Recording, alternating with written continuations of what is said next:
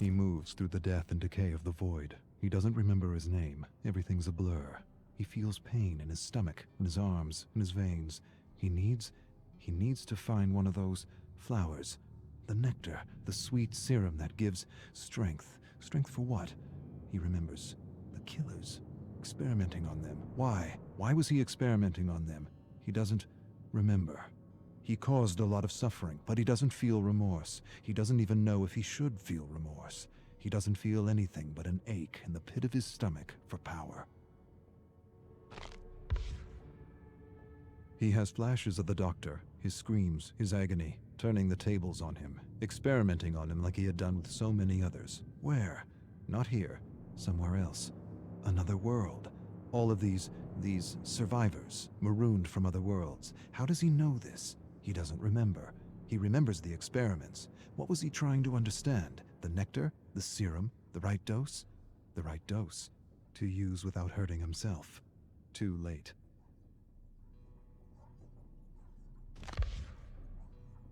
He feels the hunger. Not for food or drink, not for talk or fun. For a flower, a single flower, for serum. He knows the entity is watching him. He knows it, feels it inside his bones. He doesn't want to be snatched for another trial, to suffer or cause suffering. And to what end?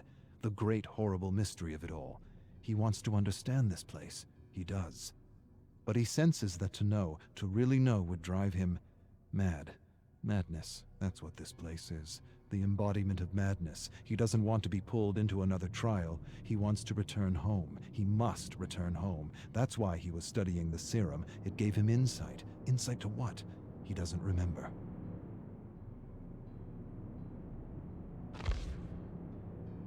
Home. He doesn't even remember where home is. He only remembers the void. Hundreds, maybe thousands of discarded survivors. Not dead, not alive, something else. Alive but dead inside. Burnt, emotionless, useless to the entity. He remembers rising from the void, finding a flower. Had this flower been his salvation? Had the flower been his way out? He falls to his knees and shouts at the abyss, and the abyss answers with silence. The silence is so deafening it hurts. He buckles over, climbs to his knees. He needs serum.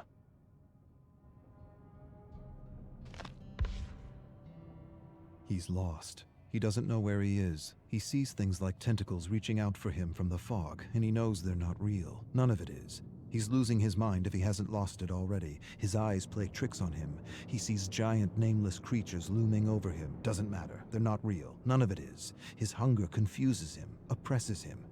He'd do anything for that feeling again. Anything. Even return to the trials. He would. He'd rip survivors and killers apart, limb from limb, for that feeling again. He begins to mumble words, a promise.